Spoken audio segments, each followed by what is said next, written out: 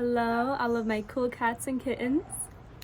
I am back with another video today, and this video is something that I'm currently moving through, which is what encouraged me to talk about it, speak about it, and channel about it, because not only does that help you guys, the collective, but it also helps me to gain clarity on the experience and just get that higher wisdom.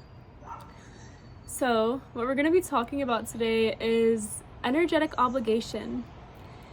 Energetic obligation to family, to friends, to old patterns, places, things. Energetic obligation. So you probably know what this is and can assume what this is, but let's talk about it a little bit. It's this feeling that, like, kind of this tug that you feel within you, that you feel like you have to be present for someone else, for something else that doesn't fuel you. You feel an energetic obligation because X, Y, and Z. There's always a story about it. There's always a story for why you have to show up, why you need to show up, why you need to be there. And it's out of obligation. It's not really out of love. We can tell ourselves it's out of love, but it's that part of our heart chakra that's still in fear, that's acting out of fear. Because when we're truly acting out of love for ourselves, we're not going to put ourselves in situations that don't feel good and that drain us, and that's the truth. Excuse all the background noises. I'm outside at my grandma's and she lives on a really busy road, and the neighbor's dog barks all day every day, so excuse that. If you listen to my recent meditation, you probably heard some low-key barking noises in the background. But so energetic obligation, where was I at? So if we're doing something out of love for ourselves and for the other person, if we're actually tapping into a genuine frequency of love, genuine God source frequency and truth, that truth would tell us to only be in spaces around people, places that fuel us, that light us up. Because that goes along with the story that we're creating, that goes along with the person that we're embodying, our highest selves, like high frequency energy. And if we're holding on to this dense energy because we feel like we have to, we're actually not helping that dense energy. We're creating a codependency. And in my opinion, codependency, no matter what form it takes on, is never the highest form, because the ultimate form is for everyone to be able to stand up on their own 2 feet, to go through their own healing journey, to be able to support themselves from their soul. Now, that's not where we're at in the world as a collective. There's a lot of codependent patterns, but that's not where we're heading. And if you're watching this, you're probably one of the first people, and maybe one of the only people that you know, who is grounding in these higher frequencies, who's consciously doing the work, grounding in new earth timelines and releasing those old past timelines.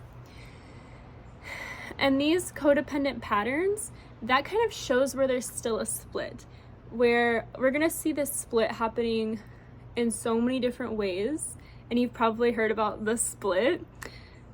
And what that essentially means is where we're kind of right there 50-50 at grounding in these new timelines, but still seeing the old matrix illusory timelines playing out. And that is happening on an external level as well as an internal level, as within, so without.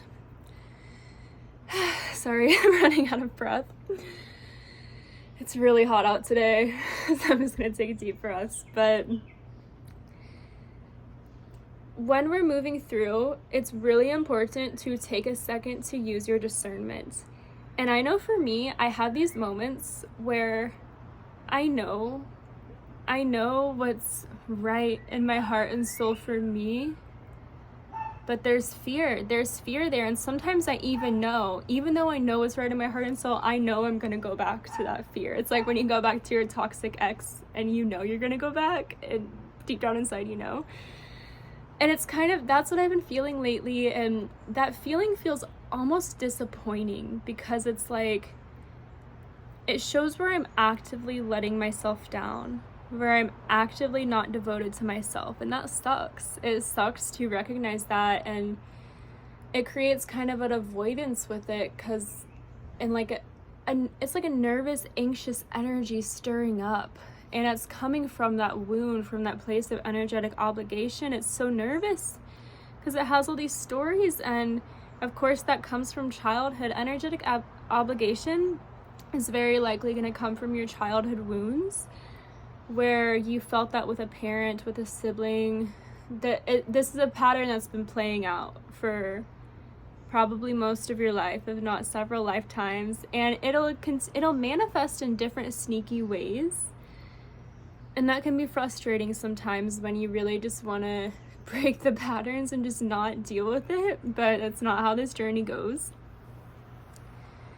So if you're watching this and if you're resonating with this is a message and a reminder to make sure, check in with yourself, and make sure the best you can that you are devoting to your heart. And maybe devoting to your heart in this way is a different action than you have taken before when dealing with these energies, which is a good thing, because if you've taken different actions before when dealing with these energies and you're still dealing with these energies, that shows that those actions are still aligned with that loop. But this is a new action. You don't know what could happen on the other side with this new action. And if you're in a situation where you're like, okay,